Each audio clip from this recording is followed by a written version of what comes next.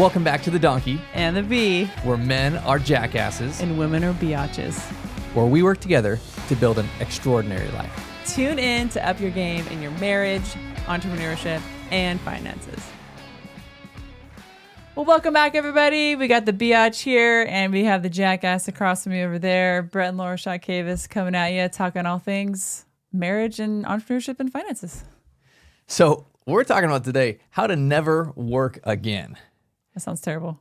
Well, I want to play a game. I want to play a game for work. It's like Monopoly, right? I want to talk about how I don't think we do any work, how we're just playing a game.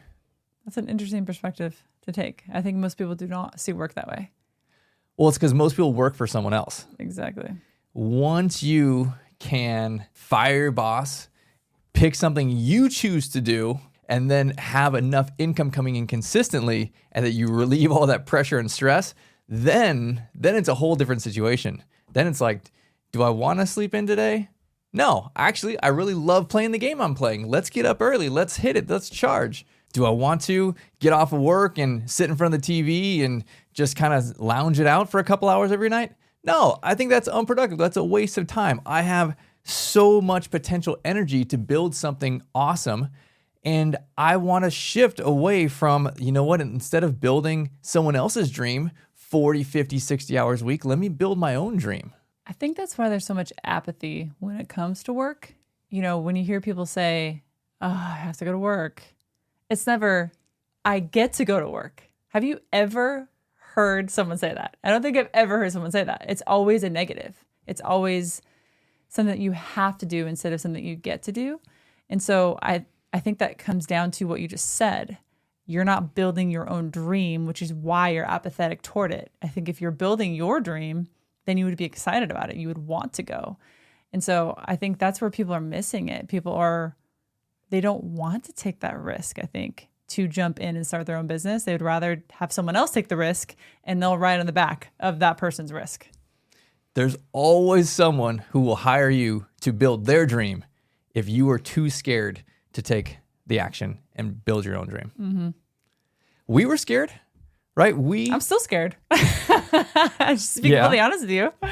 Yeah. We both quit our jobs when we had our second daughter. Second. Yeah, you're right. Second daughter. Yeah. Mm-hmm. We happened to have just sold our house.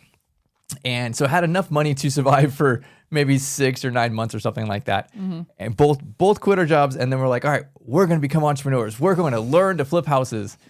And had no idea. We got this guy who was our neighbor to like help teach us this thing. And then within about 3 days, we knew that he was full of crap and didn't know what the heck he was talking about. Mm-hmm. So now we're like, okay, well, we just sold our house because you said you'd teach us how to flip houses. And we quit our jobs and we have a brand new baby.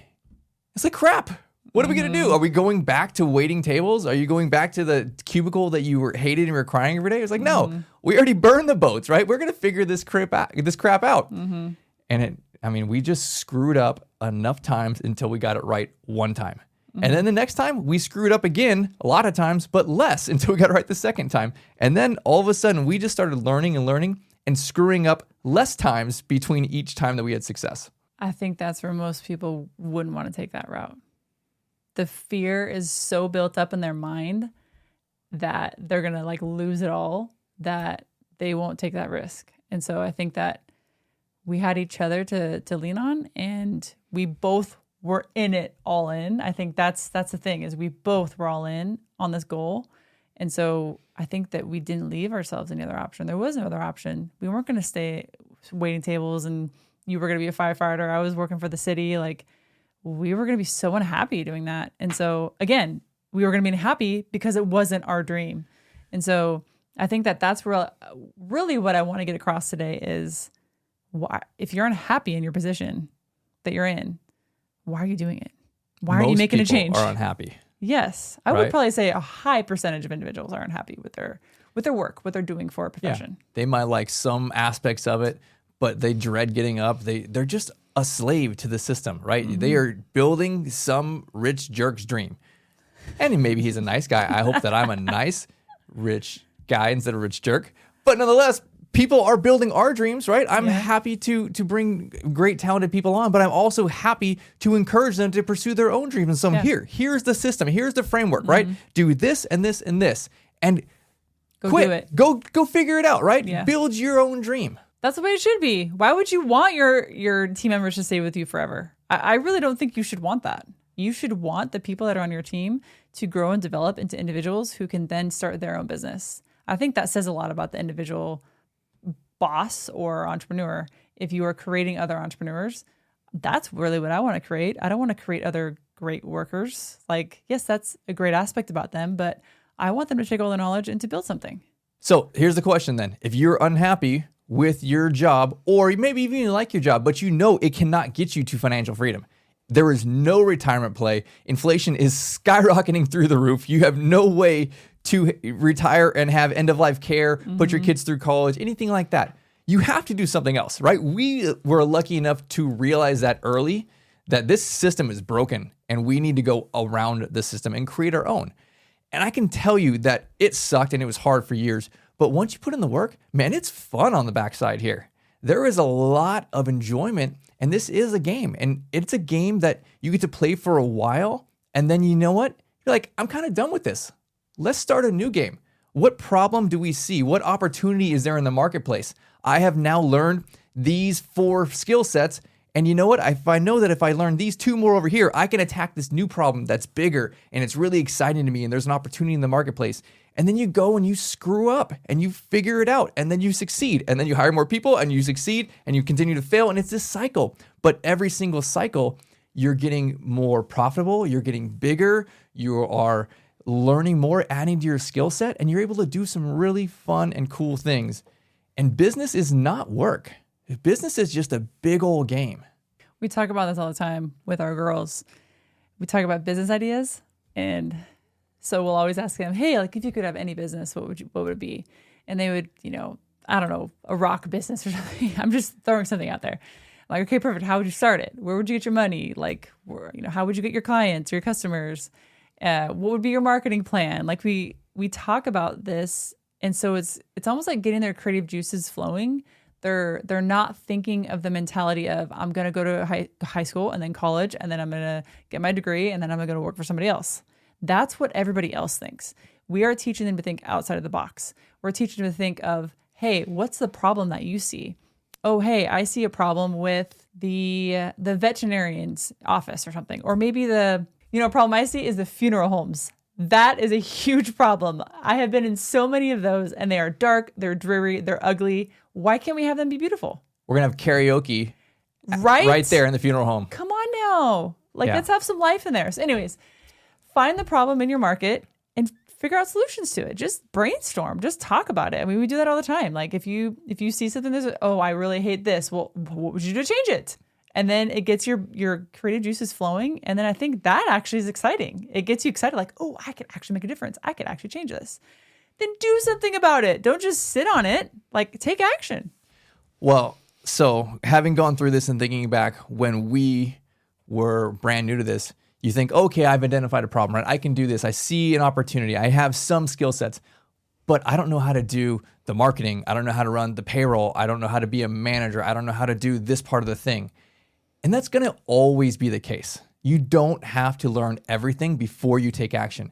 You honestly just jump out of the plane and build your parachute while you're falling. It's kind of how it works.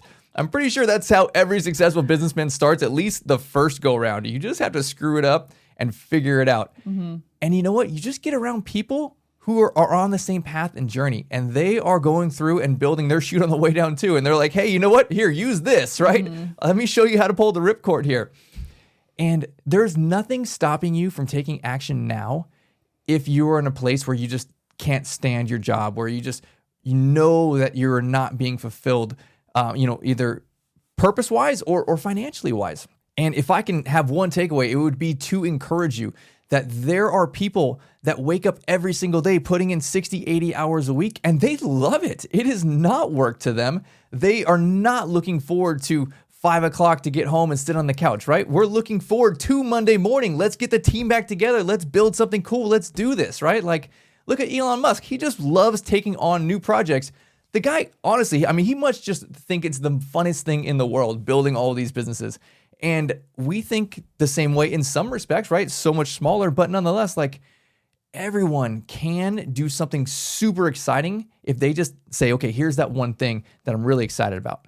What people may misunderstand is that it's not just you, or it's not just me starting the business. Like if you think about Elon Musk, how many people do you think he has on his team under him? Thousands, right? Thousands of people. So it's not just you alone that's going to do your business, right? You're going to, yes, probably in the beginning, maybe just you until you get a little revenue. And then you can hire one person to do that one thing. And then you go a little bit more, get a little more revenue, hire another person to do the other thing. And before you know it, your business is running and you're not really putting that much action effort toward it. And so I think that's maybe the misunderstanding people have is like, it's all on me. I have to do everything. And I think that, yes, you will in the beginning, but slowly and surely you'll build up that team that's going to carry out the vision that you've instilled in them. That's a good point, because a lot of people, they'll say like, oh, I'm a business person. No, man, you're a solopreneur.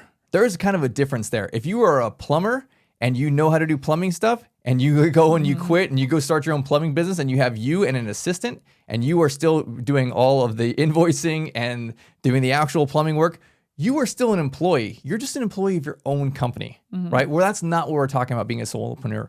We're talking about building a business, building a team around you where you get to be the manager or the CEO. You get to run the numbers, have the weekly meeting, look at all the different stuff. And you're not going to start there, right? You're honestly going to start doing stuff that you really dislike. You're going to have like one thing like, oh, I really enjoy this, but I didn't realize that I had to do all the HR stuff and the payroll and the marketing, and that stuff's a real burden. Yeah, it is, until you grow your team and you hire out the stuff you don't like doing. And this is, you can be a small business, a medium business, and it doesn't take more than a few years really to get to that place. And then you get to that place where now you are really enjoying what you're doing. You have people doing the stuff you really don't like to do. You're able to play this fun game. You're able to have financial freedom. You're able to take those long vacations and trips and really have that free time to do whatever you choose.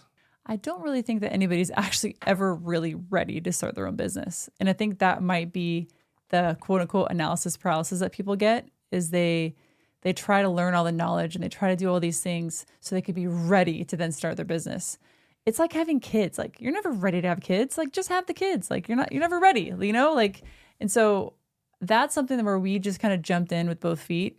We didn't know anything. Literally, we didn't know anything about real estate, about investing, about finances. We knew nothing. And I think we just slowly built that skill set with books, with masterminds, with podcasts, with all sorts of things, just infiltrating in our minds. And I think that's something that you have to do, is take steps toward increasing your knowledge on whatever avenue that you're trying to pursue. So go find people who can be on your team.